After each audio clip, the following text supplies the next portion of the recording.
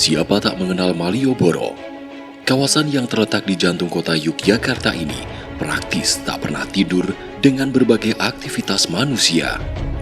Di ujung utara Jalan Malioboro, persisnya di depan Hotel Ina Garuda, terdapat sebuah prasasti batu yang menjadi penanda sejarah penting perjalanan Republik ini, yakni peristiwa Jogja Kembali.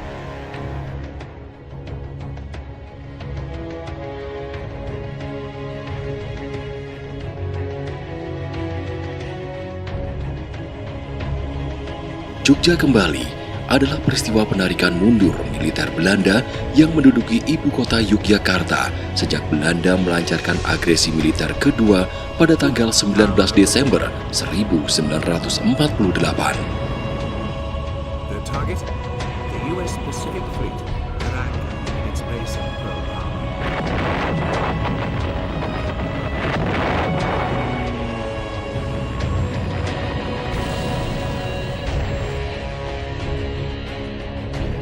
Sejarah Jogja Kembali adalah buah dari peristiwa serangan umum 1 Maret 1949 yang berhasil membuka mata dunia internasional bahwa Republik Indonesia masih ada.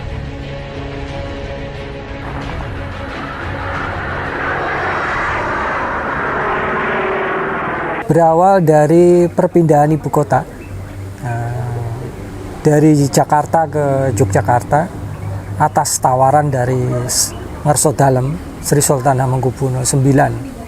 Karena gentingnya ibu kota ancaman bagi para pejabat negara sebagai akibat dari agresi militer Belanda, sehingga Yogyakarta ditawarkan sebagai ibu kota baru dan semua pejabat negara itu pindah ke Yogyakarta, dan disitulah kerja tersibuk Jogja pada masa itu. Sultan harus siang malam tidak bisa beristirahat untuk memikirkan bagaimana format ibu kota baru ini, sehingga Jogja benar-benar bisa memenuhi secara umum sebagai sebuah ibu kota. Jogja Kembali itu sebenarnya peristiwa yang tidak bisa dipisahkan dengan serangan umum 1 Maret. Menurut saya itu kayak, saya sering menyebutnya sebagai start dan finish. Jadi goalnya serangan umum itu ya Jogja Kembali sebenarnya. Jadi karena mengusir penjajah Belanda dari Yogyakarta dan secara umum jadi penanda berakhirnya kolonialisme di Indonesia kan. Jadi sebenarnya kalau kita lihat kronologisnya ya, ketika ada agresi militer Belanda kedua 19 Desember 1948 kan, yang jadi sasaran utama kan adalah Yogyakarta, dalam hal ini daerah istimewa Yogyakarta, karena kota Jogja sebagai ibu kota, dan di sana pemimpin kita dan kabinet ada di sana semua. Jadi dari situ terus kemudian makanya kan ada, karena Jogja dikuasai dalam tanda kutip dikuasai oleh tentara Belanda, makanya kemudian ada apa yang kita kenal sebagai Jogja Kembali.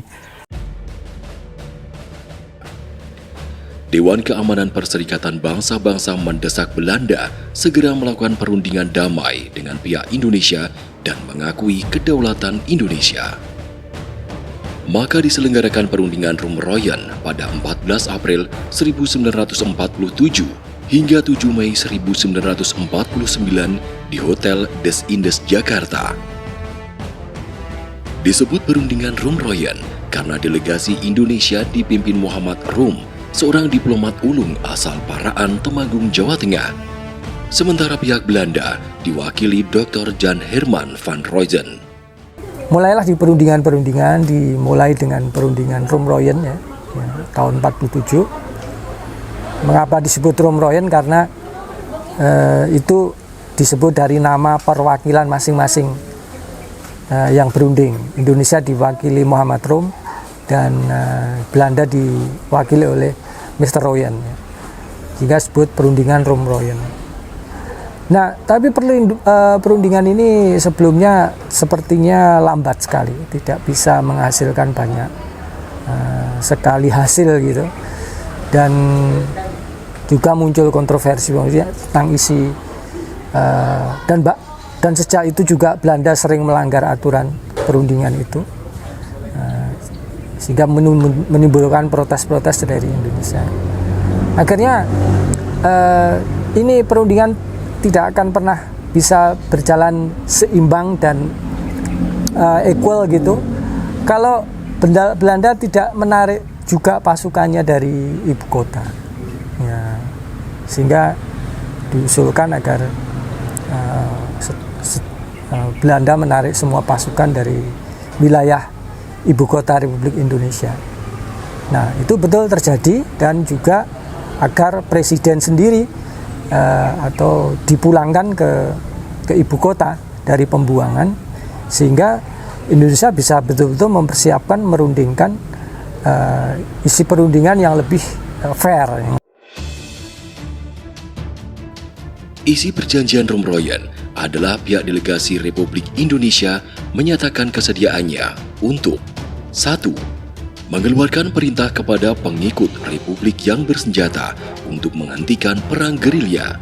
2.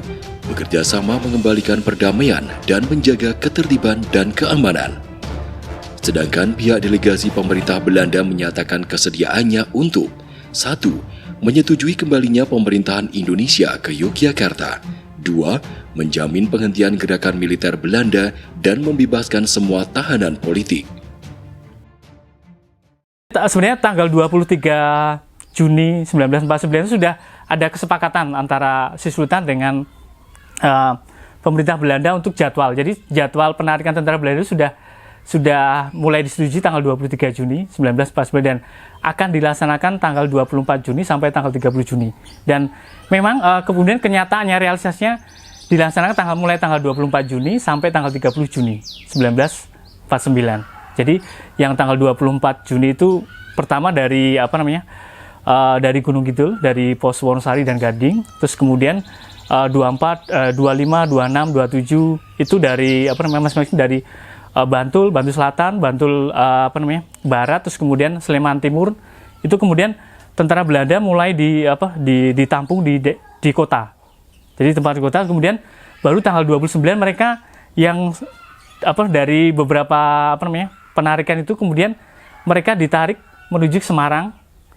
Inilah yang kemudian sering kita sebut sebagai Jogja kembali. Tetapi sebenarnya tidak hanya berakhir tanggal 29, karena tanggal 3 sebenarnya secara keseluruhan daerah istimewa Yogyakarta itu penarikan tentara Belanda baru berakhir tanggal 30 Juni, karena tanggal 30 Juni itu masih ada pos-pos di Sleman Utara yang ditarik. Keberhasilan Indonesia untuk kembali menguasai ibu kota Yogyakarta tidak terlepas dari peran Sri Sultan Hamengkubuwono IX. Sultan menolak tawaran dari Belanda yang menjanjikan kekuasaan dalam skala besar kepada Kesultanan Yogyakarta. Sultan juga menegaskan bahwa Yogyakarta adalah bagian dari Republik Indonesia dan siap membantu perjuangan mempertahankan kemerdekaan Indonesia. Sultan adalah sosok yang disegani oleh pemimpin Belanda, oleh pemerintah Belanda juga, dan ya sebetulnya itu juga sikap naifnya orang Belanda yang menganggap Sultan masih akan bisa diajak kompromi seperti itu. Walaupun sikap itu selalu terbukti salah. Sultan ternyata seorang republikan yang konsisten, yang selalu bisa mempertahankan, bisa membaca pikiran Belanda, dan berkali-kali Belanda terkecoh. Pada tanggal 6 Juli 1949, Presiden Soekarno, Wakil Presiden Muhammad Hatta, Agus Salim, dan jajaran kabinet lainnya tiba di landasan udara Maguwo dari pengasingannya di Bangka. Menyusul setelah itu, rombongan Pemerintah Darurat Republik Indonesia atau PDRI yang dipimpin oleh Syafruddin Prawira Negara juga tiba di Yogyakarta.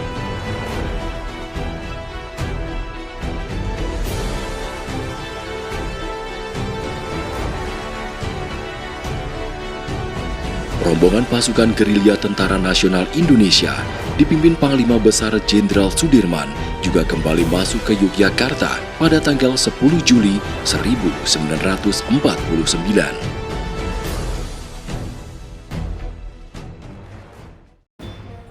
Perlu upaya komprehensif agar peristiwa sejarah Jogja kembali makin diketahui meluas. Salah satunya dengan merekonstruksi ulang penanda sejarah Jogja kembali. Batu prasasti Jogja kembali seolah hanya menjadi kerikil kecil di tengah belantara kota Jogja yang riuh dengan berbagai keramaian. Perlu langkah baru agar penanda itu lebih menarik perhatian publik. Pemerintah daerah Yogyakarta berusaha mendokumentasikan peristiwa sejarah itu melalui penulisan kembali sejarah-sejarah yang berada di Yogyakarta, maupun juga bentuk-bentuk teatrikal dengan komunitas pemerhati sejarah tentu saja, FGD maupun support-support acara peringatan Hari Sejarah yang ada di Yogyakarta, dan khusus untuk mendekati kalangan milenial dengan dibuatkan video-video dokumenter, kemudian juga film maupun adanya lomba-lomba, dan juga dilakukan pemberitahuan melalui media sosial, baik itu melalui Facebook, melalui Instagram yang berada di OPD-OPD yang selama ini mengurusi tentang sejarah yang ada di Yogyakarta.